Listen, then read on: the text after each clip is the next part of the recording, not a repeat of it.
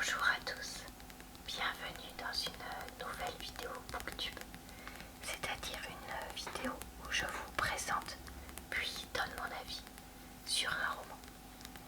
Je fais ce genre de vidéo tous les lundis depuis très longtemps, donc n'hésitez pas à regarder dans ma playlist lecture roman qui passera dans le i. D'autres vidéos si jamais vous souhaitez voir d'autres vidéos du même type de ma part. Et puis je vous mettrai aussi en barre d'informations et commentaires épinglés le lien vers les dernières vidéos du genre que j'ai fait. Aujourd'hui, j'ai lu un roman de Daniel Steele qui s'intitule Le Pardon, qui est sorti en 2013-2014, quelque chose comme ça. Donc qui est pas tout récent mais qui n'est pas non plus très très vieux. On va commencer par lire le résumé ensemble avant de lire quelques pages originales. C'est que le résumé est à l'intérieur de la couverture. Mère prodigue. À la tête d'un empire commercial, Olivia s'est toujours sentie coupable. Pour réussir, elle a sacrifié sa vie de famille. Ses enfants ne lui ont pas tous pardonné. Cassie, la plus jeune, est partie vivre en Angleterre après le décès de leur père. Depuis, Olivia les invite chaque été à passer des vacances extraordinaires. 2 semaines pendant lesquelles elle suspend son travail pour se consacrer entièrement, enfin presque, au sien. Cette année, elle a loué le plus grand yacht du monde. Mais le pardon ne s'achète pas. Cette fois encore, Cassie ne viendra pas. Le huis clos est propice aux révélations et découvertes et de découverte en découverte, ces vacances resteront pour tous inoubliables. Le pardon dresse le portrait d'une femme moderne, forte et fragile à la fois, qui tente de concilier vie professionnelle et vie de famille. Un roman touchant et plein d'humanité. Dans son fauteuil de présidente, Olivia Grayson écoutait attentivement les exposés des membres du conseil d'administration, qu'elle observait tour à tour de son regard vif et perçant. Tailleur pantalon bleu marine bien ajusté, collier de perles, carré court lissé, Olivia était de celles qui ne passent pas inaperçues. Malgré ses cheveux d'une blancheur de neige, il s'était ainsi depuis ses 30 ans. Désolée, il y a mon PC qui fait du bruit. Elle ne paraissait pas son âge. Son visage était anguleux, avec de hautes pommettes. Ses mains étaient fines et élégantes. Sa vivacité d'esprit et son sens aigu des affaires lui valaient une réputation de femme brillante. Mais elle se montrait surtout pragmatique et savait de manière instinctive et infaillible ce qui était bon pour son entreprise. Grâce à elle, la quincaillerie dont sa mère avait hérité des années plus tôt était devenue un modèle d'expansion internationale. Rebaptisée l'usine, la firme connaissait un succès sans précédent à l'image de sa propriétaire. Énergétique, innovatrice et créative, Olivia Grayson était l'incarnation du pouvoir, tandis qu'elle présidait le conseil. Sa mère, originaire de Boston, était issue d'une famille distinguée de banquiers qui avaient tout perdu lors de la Grande Dépression. Secrétaire dans un cabinet d'avocats, Maribel Whitman avait épousé un jeune courtier en assurance qui fut mobilisé suite à l'attaque de Pearl Harbor et envoyé en Angleterre durant l'été 1942, 4 semaines après la naissance d'Olivia. Il mourut sous les bombes, alors que celle-ci n'avait qu'1 an. Devenue veuve, Maribel déménagea dans une banlieue modeste de Boston, où, pour subvenir aux besoins de sa fille et d'elle-même, elle prit un emploi dans la quincaillerie d'Ansel Morris. Pendant 14 ans, elle aida son patron à faire prospérer l'entreprise, entretint une liaison tendre et discrète avec lui, et éleva Olivia sur son seul salaire, sans jamais rien attendre d'Ansel. Lorsqu'elle eut la surprise d'hériter de sa fortune, Maribel songea qu'elle pourrait envoyer sa fille à l'université. Mais celle-ci, qui avait commencé à travailler au magasin après l'école dès l'âge de 12 ans, brûlait de se lancer dans les affaires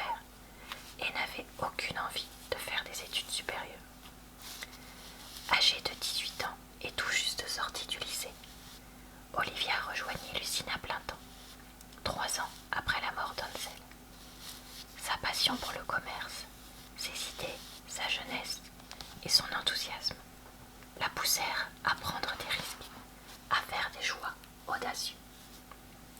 Elle convainquit Marie Belle, qui dirigeait alors l'entreprise, d'adjoindre aux articles de base vendus jusque-là des meubles bon marché de style simple et moderne.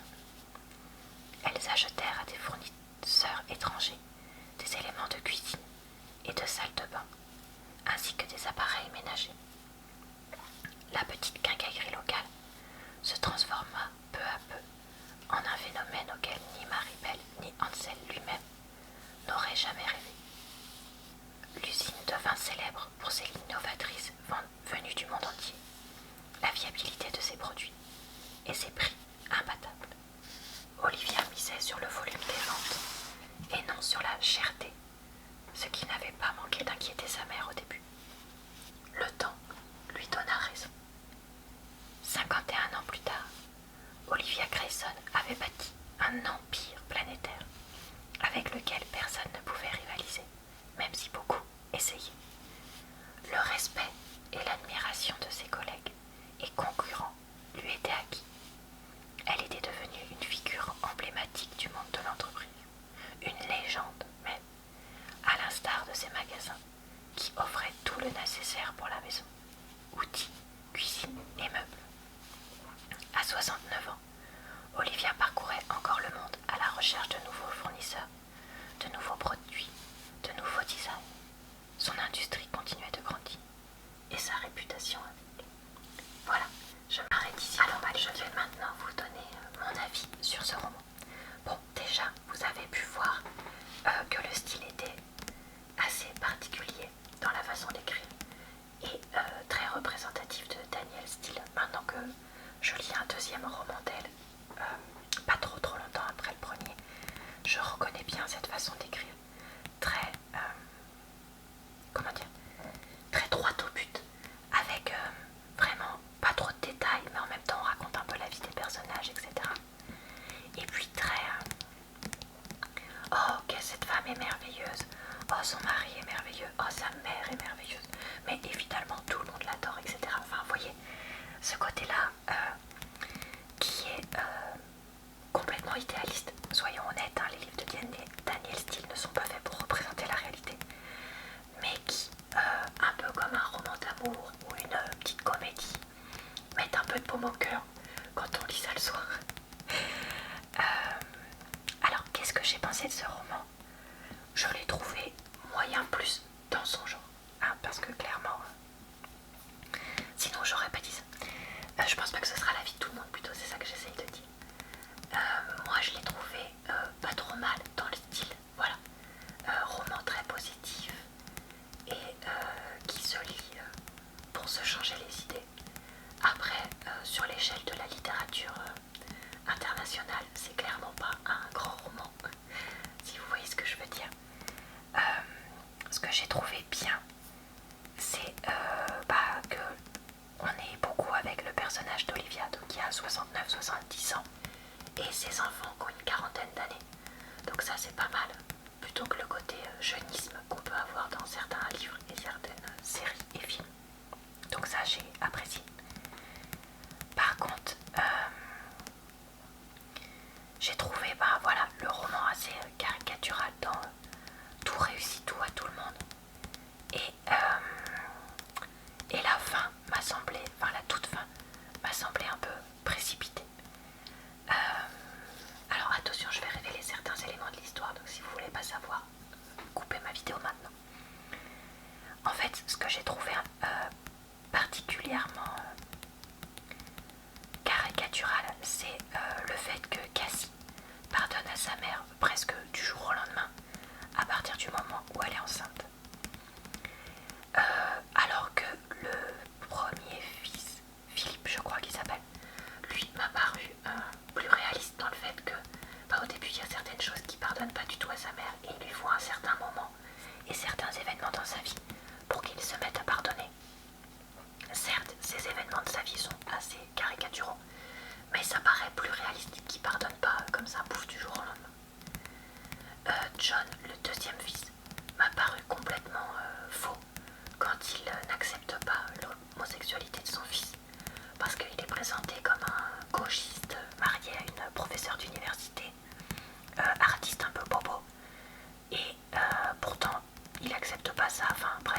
puis finalement il rechange d'avis assez rapidement. Enfin, je sais pas, j'ai trouvé que ça aurait pu être...